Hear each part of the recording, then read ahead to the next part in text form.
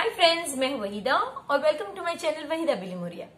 Friends, आज हम हमारा जो 6 पेपर्स का हमने सीरीज सोची थी जहां पे हम सॉल्यूशन करने वाले थे वो आज खत्म भी हो रहा है।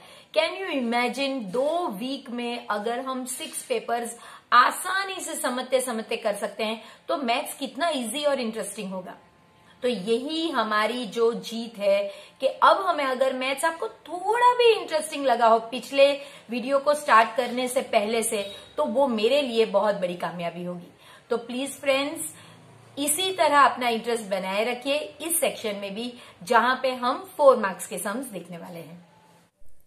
वेलकम डियरेस्ट चिल्ड्रन, हमारा जो पेपर 6 है इसका लास्ट पार्ट आज हम देखेंगे, यानी कि पार्ट 3, जिसमें हम सेक्शन डी में 4 मार्क्स के सम्स देखेंगे। जो पहला वाला सम है फ्रेंड्स, इसमें कंस्ट्रक्शन में आपको एक ट्राइंगल बनाना है। इस ट्राइंगल का नाम है फ्रेंड्स ABC, A, B और C। अब फ्रेंड्स, आपकी जो बेस लाइन सेगमेंट दी गई वो हमेशा नीचे होनी चाहिए, जो हमारे केस में है, तो वो है आपकी 7 सेंटीमीटर।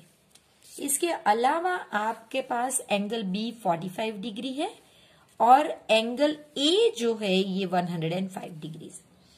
फ्रेंड्स, आपके पास 2 एंगल्स और इंक्लूडेड साइड होनी चाहिए, जो इस केस में नहीं है। तो इस कंस्ट्रक्शन को करने से पहले आपको एंगल सम प्रॉपर्टी से ये एंगल ढूंढना होगा और फिर आपको कंस्ट्रक्शन करना होगा। तो आप कैसे करोगे? Angle A plus angle B plus angle C is equal to 180 degree. 105 plus 45 plus angle C is equal to 180 degree. So 150 plus angle C is equal to 180 degree. Angle C is equal to 180 degree minus 150, that is equal to 30 degree. अब आपको ये 30 degree मिल गया, इसका अब हमें काम नहीं। इसके बाद आप जब ये कंस्ट्रक्शन कर लो, फिर आपको एक नया ट्रायंगल कंस्ट्रक्ट करना है जो 4/3 टाइम्स। सो 4/3 मैं हमेशा कहती हूं कि आपको ये पता होना चाहिए कि भाई ये इम्प्रॉपर फ्रैक्शन है। तो इम्प्रॉपर फ्रैक्शन का मतलब कि ये 1 से ज्यादा है, यानी कि जो ट्रायंगल बनेगा वो बिग होगा नॉर्मल से। और फिर तो हमें पता ही है हमारा जो ये है पैटर्न है मैक्स DN, तो इस पैटर्न से हम ये वाला ट्रायंगल बनाएंगे। पहले हम ये ट्रायंगल कंस्ट्रक्ट करते हैं और फिर आगे देखते हैं। 7 सेंटीमीटर आपको पहले बनाना होता है, तो ये हमने बना लिया। 7 सेंटीमीटर, इसे नाम दे दीजिए B और C। B पे आपको बनाना है 45 डिग्री, यानी कि 90 का आधा। तो आप कोई भी मेजर लेकर इस तरह से, ये आपका हो गया 60, ये वाला 120 और ये पॉइंट आपका 90। आपको वैसे 90 नहीं चाहिए, लेकिन ये जो पॉइंट है 90 वाला ये आपको चाहिए। अब आपको देखिए ये 0 डिग्री है, 60, 90 और ये 120। अब आपको 0 और 90 के बीच में आपको 45 मिलेगा। तो देखिए आधे से ज्यादा मेजर होना चाहिए और ये दूसरा पॉइंट 90 से, तो ये आपका हो गया 45 डिग्री। इस पे हम एक आर्क बनाएंगे इस तरह से, एक रे बनाएंगे, इस आर्क पे एक रे बनाएंगे। अब हमें इस साइड पे, सो ये आप लिख लीजिए कि ये आपका 45 डिग्री है। अब इस साइड पे आपको 30 डिग्री बनाना है, तो 30 0 और 60 का आधा होगा, तो ये हमारा 60 डिग्री और ये वाला हमारा 30 डिग्री हो गया। देखिए ये 0 डिग्री और ये 60 डिग्री, सॉरी, उनके बीच का जो होगा वो आपका 30 डिग्री होगा। तो ये हमने इससे ज्वाइन कर लिया। ये हमारा ट्रायंगल आ गया बी और सी। अब फ्रेंड्स आपको ये थोड़ा एक्सटेंड करना होगा, क्यों? क्योंकि अब हमारा जो ट्रायंगल आने वाला है 4/3 यानी कि इम्प्रॉपर फ्रैक्शन वाला, ये ट्रायंगल नॉर्मल से बड़ा होगा, तो हमें ये वाली जो हमारी लाइन है इसे एक्सटेंड करना होगा इस साइड पे। चलिए, अब हमें पता है कि ये बी से आप नीचे की तरफ एक एक्यूट एंगल बनाएंगे, जो नॉर्मली हम 60 डिग्री बनाने में ही मानते हैं क्योंकि वो इजी रहता है।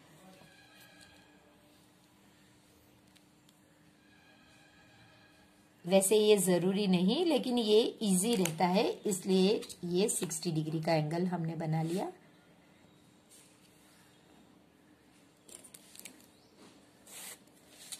अब हम इस पे मैक्स, यानी ये 4/3 में मैक्स है 4, तो हम 4 आर्क्स बनाएंगे कोई भी मेजर के। First arc, second arc, third arc और ये फोर्थ आर्क, और इन्हें नाम दे देंगे B1, B2, B3 और B4। सो हमारा मैक्स का काम हो गया। अब D, तो D यानी डिनोमिनेटर यानी 3, यानी कि आपको B3 को ज्वाइन करना है C के साथ। सो आप इस तरह से B3 को C के साथ इस तरह से आप ज्वाइन कर दोगे। अब आपको इसके पैरेलल एक लाइन बनानी होगी, तो उसके लिए हम कोई भी एक मेजर लेकर इस तरह से आर्क बनाएंगे। यही मेजर लेके इस पॉइंट से भी हम आर्क बनाएंगे। अब आप इस पॉइंट से इस आर्क को कट करने की ट्राई करेंगे और यही पॉइंट लेकर आप इसको कट करने की ट्राई करेंगे और ये दो पॉइंट को आप इस तरह से ज्वाइन करेंगे।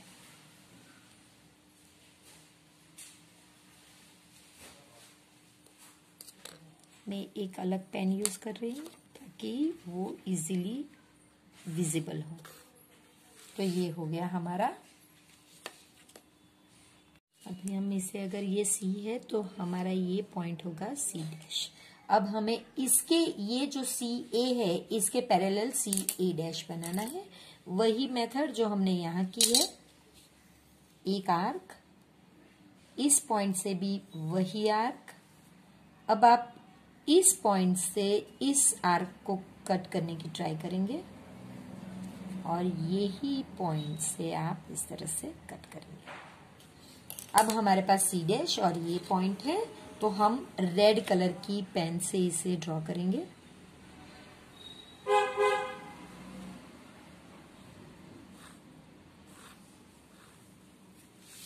ये हमारा पॉइंट ए डैश होगा और हमारा रिक्वायर्ड ट्रायंगल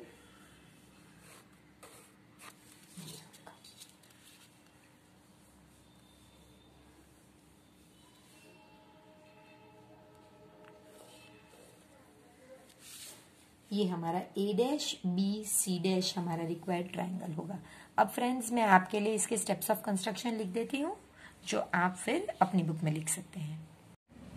तो देखिए फ्रेंड्स, जैसे ही हमने जो जो चीज ड्रॉ की है, जैसे पहले BC ड्रॉ किया 7 सेंटीमीटर का, फिर MBC एंगल और NCB ये दोनों एंगल के मेजर्स लिखे।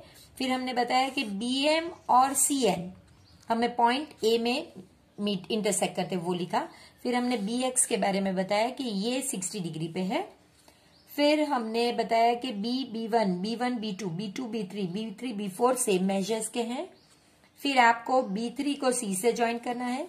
फिर आपको B4 C dash B3 C के पैरेलल बनाना है।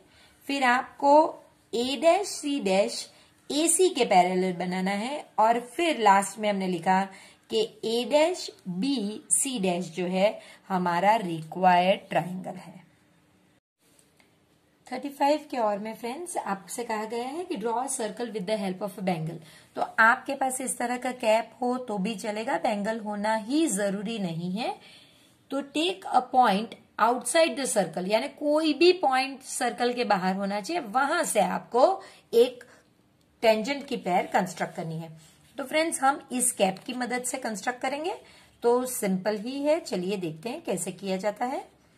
तो हमने इस तरह से एक कैप रखा और हमारा जो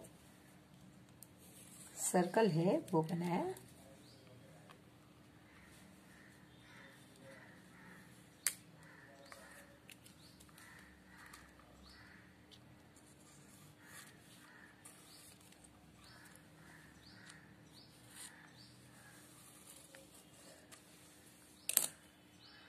तो हमने इस तरह से सर्कल ड्रॉ कर लिया। अब हमें इसका सबसे पहला इंपॉर्टेंट चीज है सर्कल, ये मेरा थोड़ा सा इस तरह से, लेकिन इट्स ओके। आपको अब इसका जो सेंटर है वो ढूंढना है। तो फ्रेंड्स वो कैसे ढूंढेंगे, ये करना बहुत इजी है, हमने 9th स्टैंडर्ड में ये ऑलरेडी सीख लिया है, लेकिन फिर भी देखते हैं कि इस तरह से आप कोई भी दो कॉर्ड्स बनाइए, कोई भी दो कॉर्ड्स, और इस कॉर्ड का आप मिड पॉइंट बनाइए। मैंने एक ये कॉर्ड लिया है, दूसरा कॉर्ड मैं यहां ले लेती हूं, ठीक है। अब ये मेरा कॉर्ड है ए बी सी और डी, मेरे पास 4 पॉइंट्स हैं। तो अब मैं इनके मिड पॉइंट्स ढूंढ लूंगी।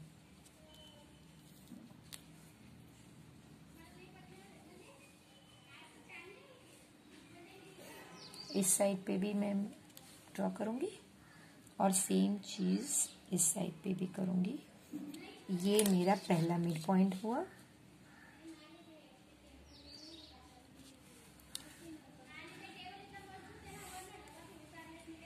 इसी तरह से हम इसका मिड पॉइंट भी ढूंढेंगे, आधे से ज्यादा मेजर होना चाहिए।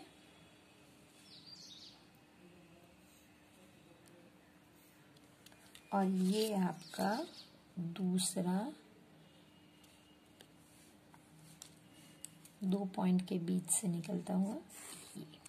तो ये जो पॉइंट मिला है फ्रेंड्स, ये आपका सेंटर ऑफ सर्कल है।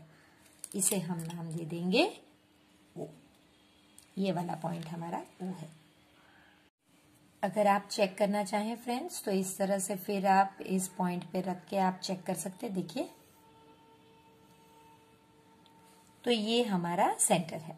अब आपको कोई भी एक पॉइंट यहां से इस सर्कल के बाहर लेना है, कोई भी, आप इसकी लाइन में लीजिए, यहां लीजिए, कहीं भी लीजिए। तो मैंने ये पॉइंट ले लिया यहां पे भी। अब किस स्टेप जो है वो मुझे खुद करने होंगे। ये आपको पहले इन दो को ज्वाइन करना होगा। मैं अलग कलर की पेन्स यूज कर रही हूं ताकि आपको समझ में आए हम क्या कर रहे हैं। अब हमें ये जो ओपी है इसका मिड पॉइंट ढूंढना होगा। अगेन देखिए, ये मेरा आधे से ज्यादा का मेजर है, ये मेरा मिड पॉइंट हो गया। और इसके अब मुझे बड़ी लाइन की जरूरत नहीं, अगर आप करते हैं तो ठीक है, वरना आपको सिर्फ ये पॉइंट चाहिए। अब आपको ये पॉइंट को कोई भी नाम दे दीजिए, मानो कि आपने नाम दे दिया M। अब आपको इस पॉइंट से एक सर्कल बनाना होगा जिसका रेडियस या तो आप MO ले या फिर आप देखिए MP ले। ये दोनों ही पॉइंट, क्योंकि हमने मिड पॉइंट लिया है फ्रेंड्स, इसके बीच में आना चाहिए। और ये जो है ये पॉइंट और ये पॉइंट आपके टेंजेंट्स होंगे। तो इन्हें आपको P के साथ इस तरह से ज्वाइन करने हैं। तो जो मेरे टेंजेंट्स हैं वो ब्लू कलर में है फ्रेंड्स, और इनके नाम मैं दे दूंगी, अगर मैं नाम देना चाहती हूं X और Y, तो मेरे टेंजेंट्स है PX और PY। अब हमें ये बिल्कुल नहीं भूलना चाहिए कि जैसे आपको टेंजेंट मिले, आपको ये जो सेंटर है यहां से इस टेंजेंट को आपको करके इस तरह से राइट एंगल बनाना होता है। ये कंस्ट्रक्शन के इतने स्टेप्स तो कंपलसरी होते हैं जो आपको फॉलो करने होते हैं। तो ये हमारा कंस्ट्रक्शन रेडी। पहले हमने सर्कल बनाया, फिर उसके 2 कॉर्ड्स लिए, उनके मिड पॉइंट्स जहां पे मिलते हैं वो आपका सेंटर होगा। वहां से तो फिर सिंपल है, कोई भी मेजर लेना है। यहाँ हमने कोई पेपर में 7 मेजर लिया, कोई पेपर में 10 मेजर लिया, इसमें कुछ मेजर दिया नहीं गया, तो कोई भी जगह पे आप ले सकते हैं। स्टेप्स वही फॉलो करने हैं। फिर आपको ये ड्रॉ करनी है लाइन, उसका मिड पॉइंट ढूंढना है, वहां से एक सर्कल बनाना है। वो सर्कल, इस सर्कल को जो 2 पॉइंट में इंटरसेक्ट करता है वो आपके 2 टेंजेंट्स होंगे इस तरह से। तो अब हम स्टेप्स ऑफ कंस्ट्रक्शन लिखते हैं जो आप फिर अपनी बुक में लिख सकते हैं। हमारे स्टेप्स ऑफ कंस्ट्रक्शन कुछ इस तरह से हो गए। पहले आपको सर्कल एक एंगल की मदद से बनाना है।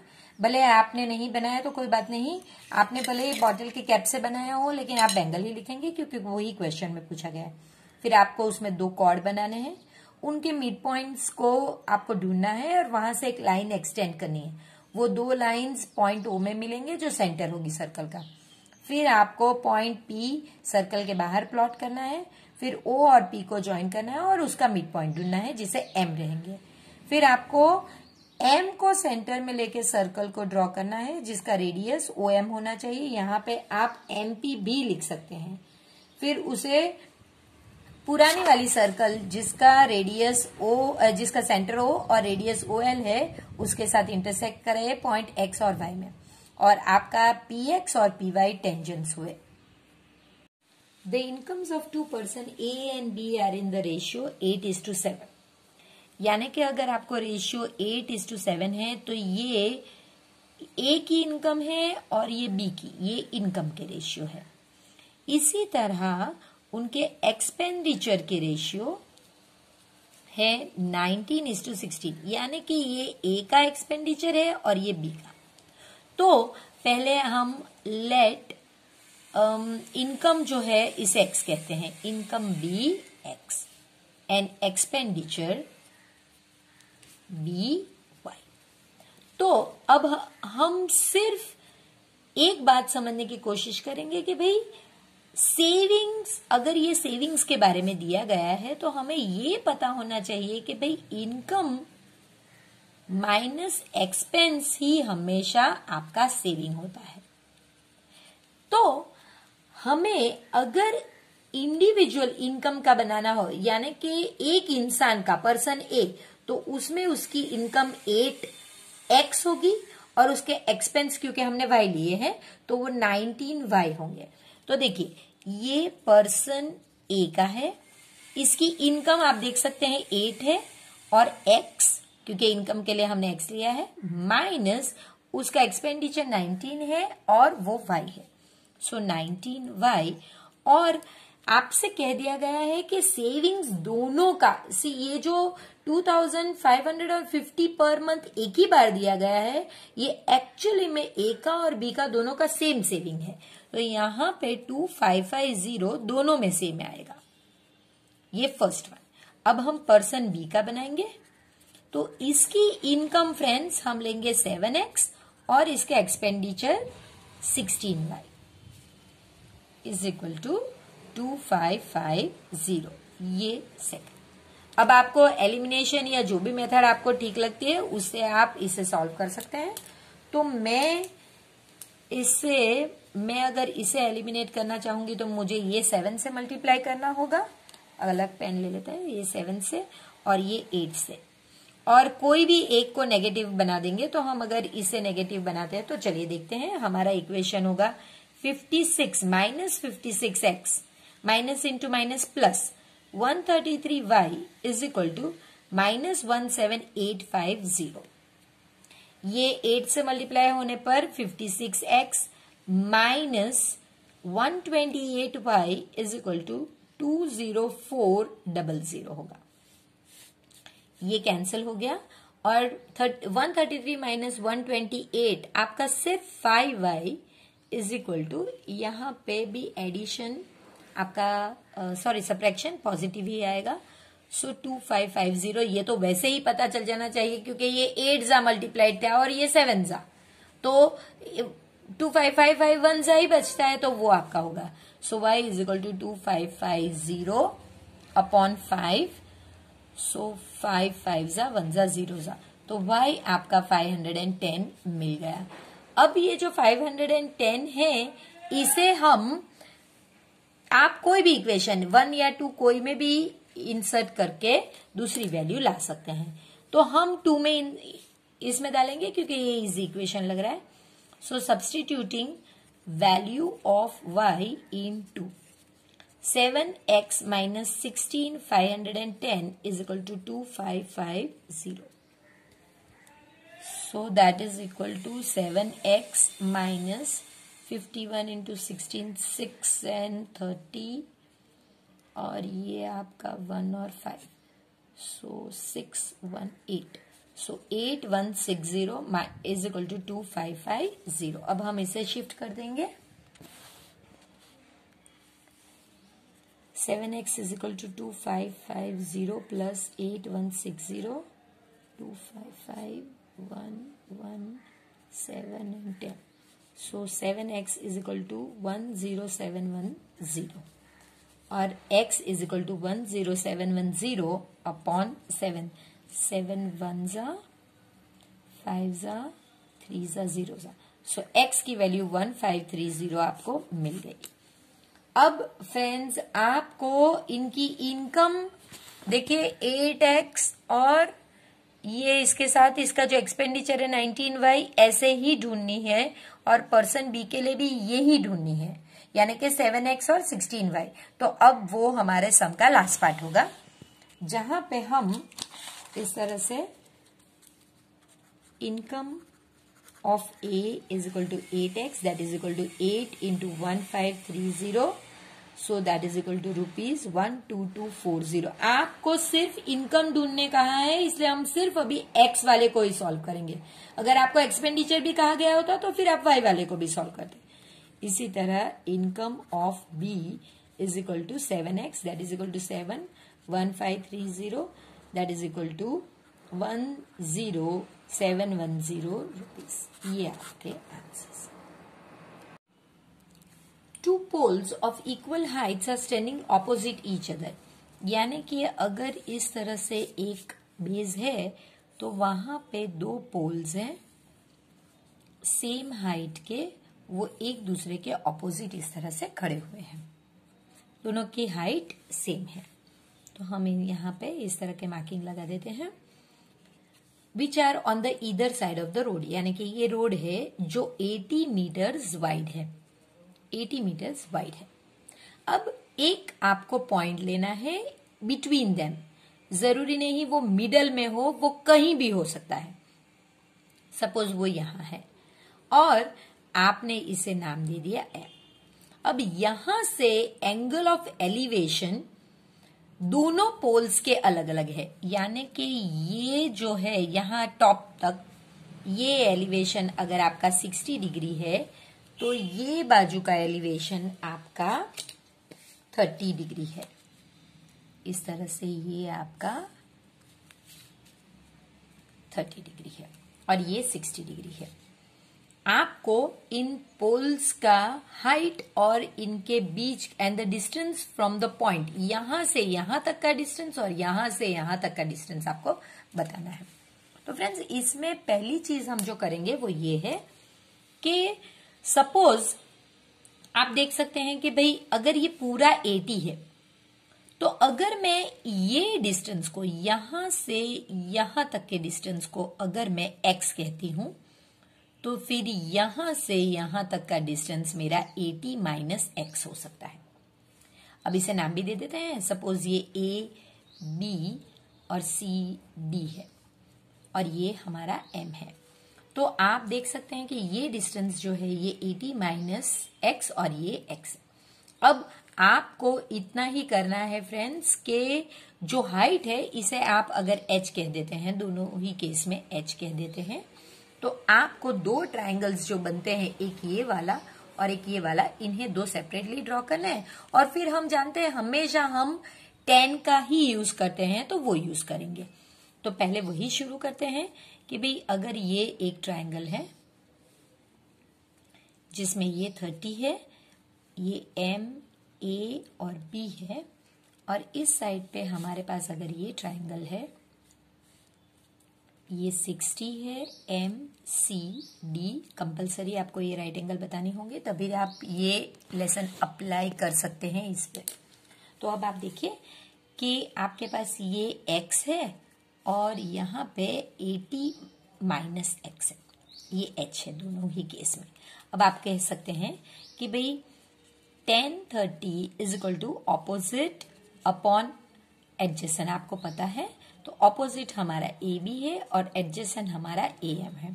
tan 30 जो है आपको पता है 1/√3 है और AB क्या है आपका H और AM आपका X। अब आप H में इक्वेशन लेकर आइए, so H is equal to X ऊपर चला जाएगा, X/√3।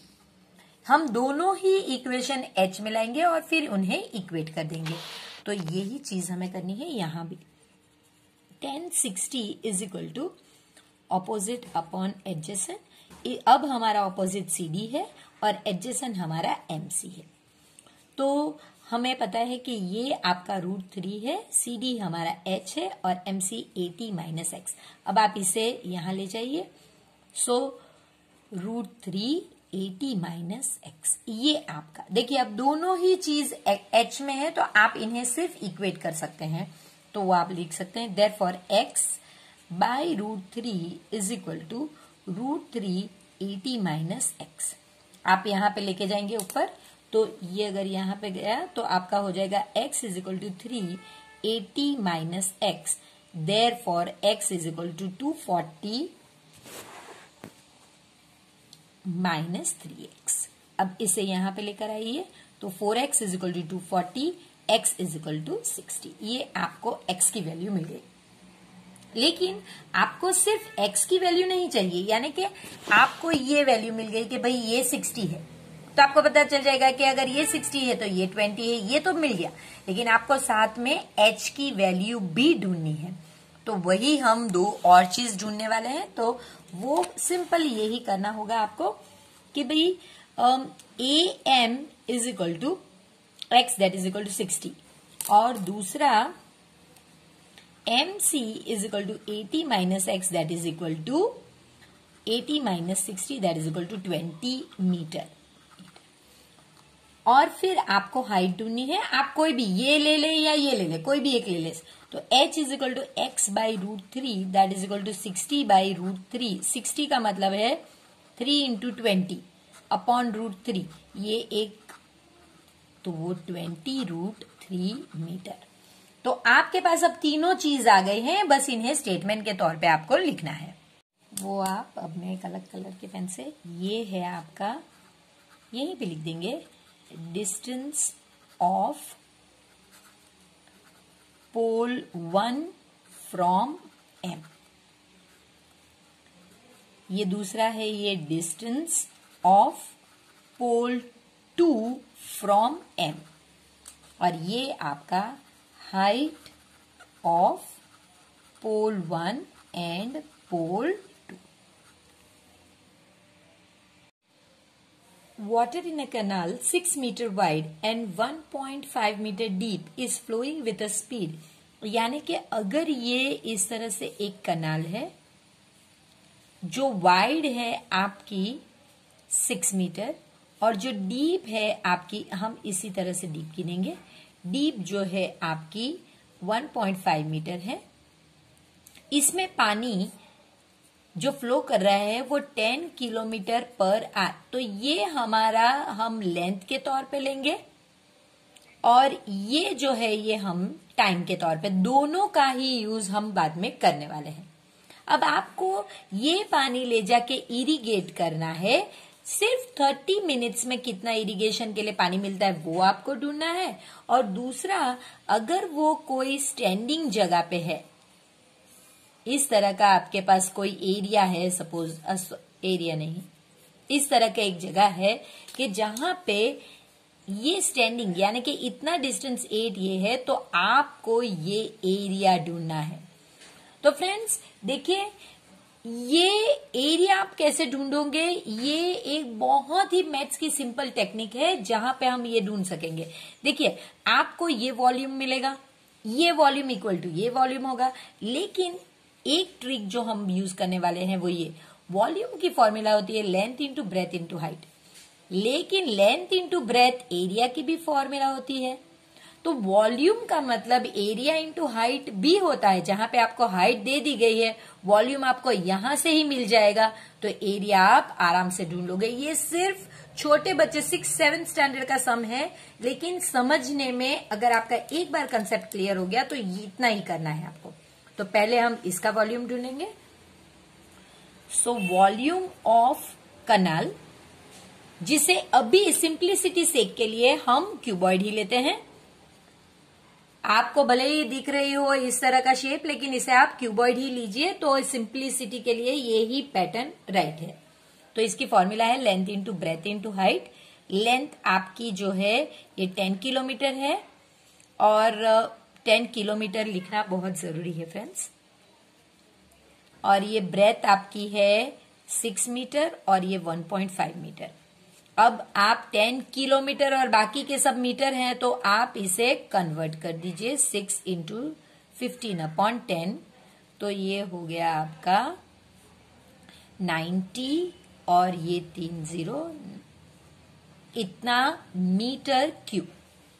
अब ये वॉल्यूम आपको मिल गया। अब आप जानते हैं कि volume of canal is equal to volume of water, जो इसमें रहेगा वो, तो वही सिंपल है फ्रेंड्स कि volume of canal is equal to volume of water. यहां पे एक चीज इंपॉर्टेंट है फ्रेंड्स, ये इस पॉइंट पे जानना, वरना तो सम यही खत्म हो जाता, हम फटाक से कर लेते। लेकिन एक चीज बहुत इंपॉर्टेंट है कि देखिए, इतना जो है ये 1 आवर में होता है, लेकिन ये जो है आपको 30 मिनट्स यानी कि हाफ आवर में करना है। तो उस चीज को आपको पहले यहां पे सॉल्व करना होगा, तभी आप ये दो चीज को इक्वेट कर पाएंगे।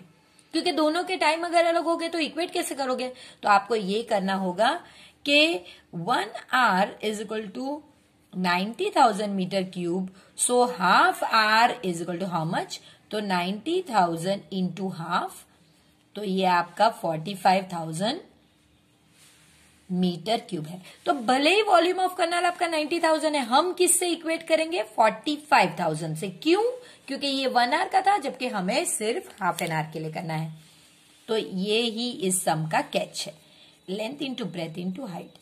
सो 45,000 इज इक्वल टू, ये दो की जगह पे हम लिख देंगे एरिया इंटू 8। अब आप इसे यहां पे सिर्फ नीचे शिफ्ट कर दीजिए। 8 5 जा 40, 5 0, सो 8 6 जा 48, 8 2 जा 16 और 4 5, so that is equal to area. तो एरिया आपको बिल्कुल मिल चुका है। आपको लेंथ और ब्रेथ अलग अलग से नहीं करने हैं, सिर्फ ये ढूंढ के दे देना है बस। In two triangles if corresponding angles are equal, यानी कि अगर एक दो ट्राइंगल आप ले रहे हैं ABC और DEF, और इसमें अगर कॉरेस्पॉन्डिंग एंगल्स यानी A equal to D, B equal to E और C इक्वल टू F हो, तो आपको प्रूव करना है कि इनका ratio AB upon DE, BC upon EF and AC upon D ये इक्वल है। और इसके द्वारा आपको प्रूव करना है कि दोनों ट्राइंगल सिमिलर है। तो फ्रेंड्स, इसमें पहले हम एक कंस्ट्रक्शन करेंगे जिसमें हम ये AB की मेजर का एक पॉइंट यहां पे लेंगे DP का मेजर AB के बराबर होगा और DQ का मेजर AC के बराबर होगा, और आपको इसे ज्वाइन करना है। ये आपने 3 चीज जो करी है वही लिखना है कि इन ट्राइंगल DEF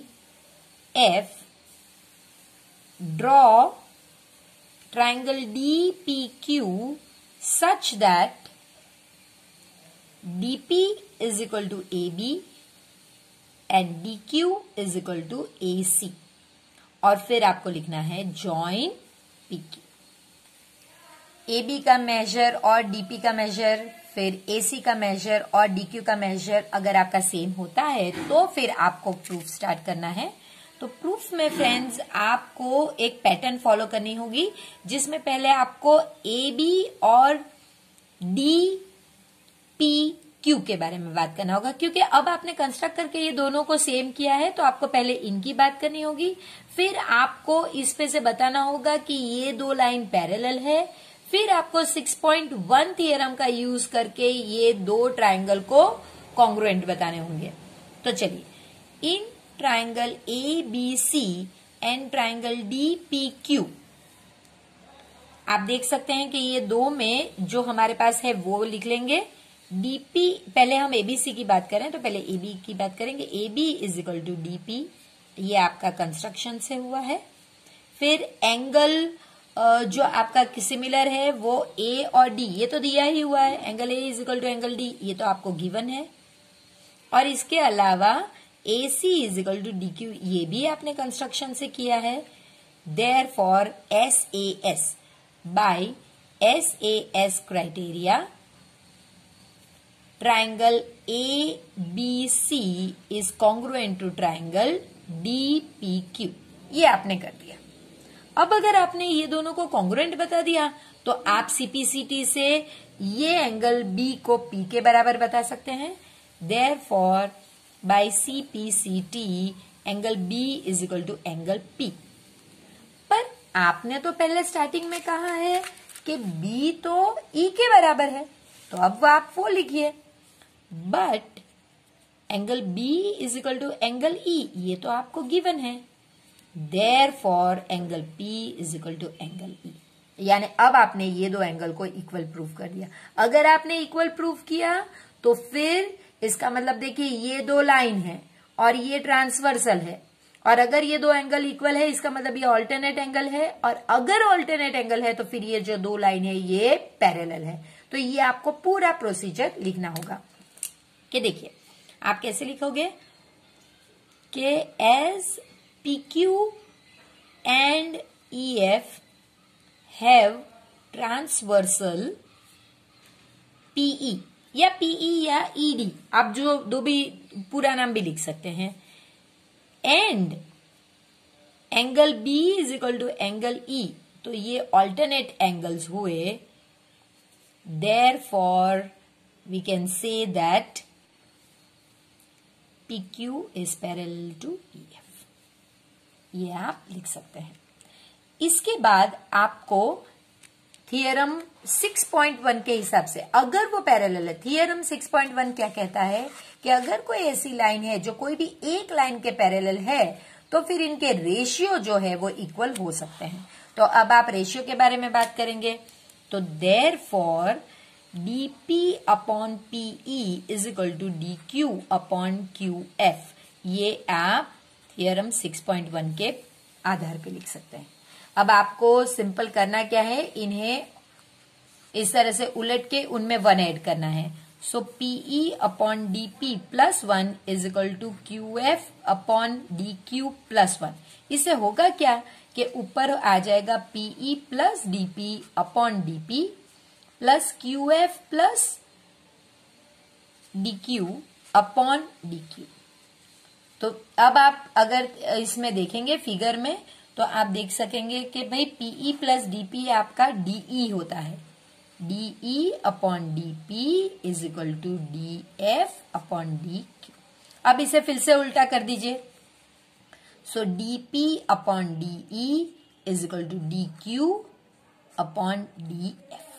अब ये करने का कारण क्या है फ्रेंड्स, अब आप देखिए कि स्टार्टिंग में हमने बताया है कि DP और DQ क्या है, DP AB है और DQ AC है। तो अब इनकी जगह पे हम लिख देंगे, इन दोनों की जगह पे हम लिखेंगे AB, DP की जगह पे AB upon DE is equal to AC upon DF। ये तो हमें जो चाहिए था, देखिए ये दो चीज तो हमें मिल गई। इसी तरह हम ये दो को भी प्रूव कर सकते हैं, ये हम लिख देंगे, या फिर ये दो को प्रूव कर सकते हैं, वो आपको लिखना होगा। तो आप लिखोगे सिमिलरली वी कैन प्रूव। अब तो आपका प्रूफ खत्म हो गया। AB upon DE is equal to BC upon EF। और अब आपको सारे ही तीनों रेशियो जो हमें प्रूव करना है वो साथ में लिख देने, क्योंकि ये ही आपको प्रूव करने हैं। AB upon DE is equal to BC upon EF is equal to AC upon DF। Therefore, triangle ABC is similar to triangle DEF। तो फ्रेंड्स, जैसे हमने पैटर्न में किया है, अगर आप वैसे करोगे तो 2 बार प्रैक्टिस करने पर ये 100% आपको परफेक्टली आ जाएगा। D and E are points on side CA। पहले D वाला है और फिर CB रिस्पेक्टिवली। इसके बाद आपसे कहा गया है कि ABC जो है राइट एंगल एट C है। आपको प्रूव करना है कि AE यानी कि ये वाला AE square plus BD square is equal to AB square plus DE square, ये आपको प्रूव करना है। फ्रेंड्स, ये बहुत सिंपल सम है। समझना इतना है कि इसमें आप देख सकते हैं कि आपके पास 4 राइट एंगल ट्राइंगल है। उन चारों 4 राइट एंगल ट्राइंगल को लेना है आपको और उन्हें पाइथागोरस के हिसाब से उनका स्क्वायर करना है। इतना करने के बाद आपको पैटर्न में सिखाऊंगी कि कौन से 2 को आपको एट अ टाइम ऐड करना है। तो चलिए पहले चारों 4 ट्राइंगल को अलग करते हैं। गिवन और टू प्रूव मैंने आपके लिए लिखा है। अब हम प्रूफ स्टार्ट करते हैं, जिसमें हम पहले ट्राइंगल को इस तरह से लेंगे, A, B और C। बस आपको यही लिखना है। In triangle ABC angle C is equal to 90 degree. Therefore by Pythagoras theorem AB square is equal to BC square plus AC square. ये आपका 1। अब इसके बाद दूसरा ट्राइंगल ले लीजिए। तो आप कोई भी ले सकते हैं फ्रेंड्स, अगर आप ये लेंगे तो भी चलेगा। तो हम ये वाला ले रहे हैं, C, D और E। In triangle CED angle C is equal to 90 degree. Therefore by Pythagoras theorem हम लिख सकते हैं कि ED स्क्वायर या DE स्क्वायर, आपको DE दिया गया है सम में तो हम DE लिख देंगे, कोई फर्क नहीं पड़ता। DE square is equal to, और इसके बाद CE square plus BC square, ये आपका 2। अब इसके बाद हम तीसरा ट्राइंगल लेंगे,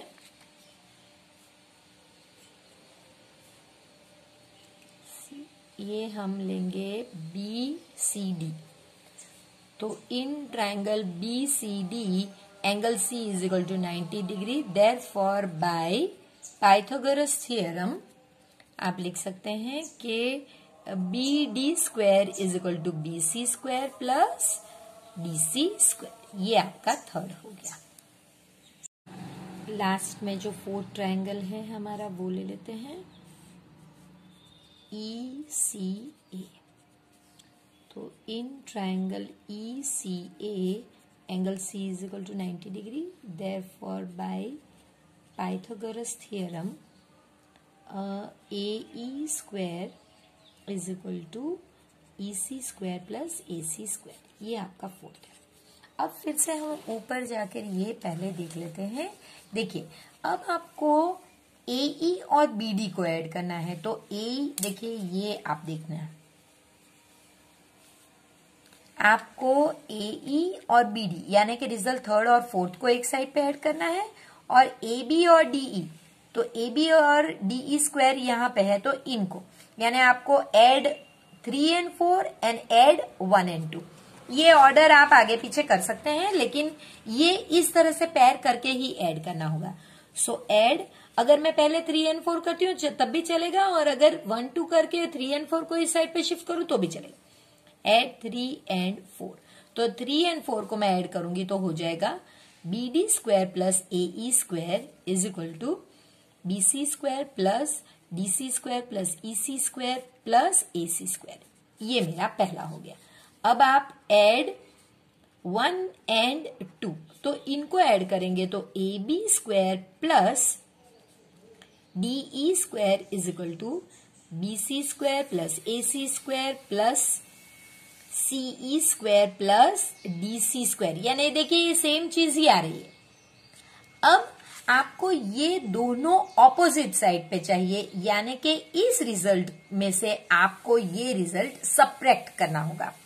तो अगर ये आपका रिजल्ट 5 है और ये रिजल्ट 6, तो आप लिखेंगे सब्ट्रैक्टिंग 6 फ्रॉम 5। तो पहले आपको ये करना होगा, 5 पहले लिखा जाएगा। So BD square plus AE square minus AB square plus DE square is equal to, अब ये तो दोनों ही चीज सेम है।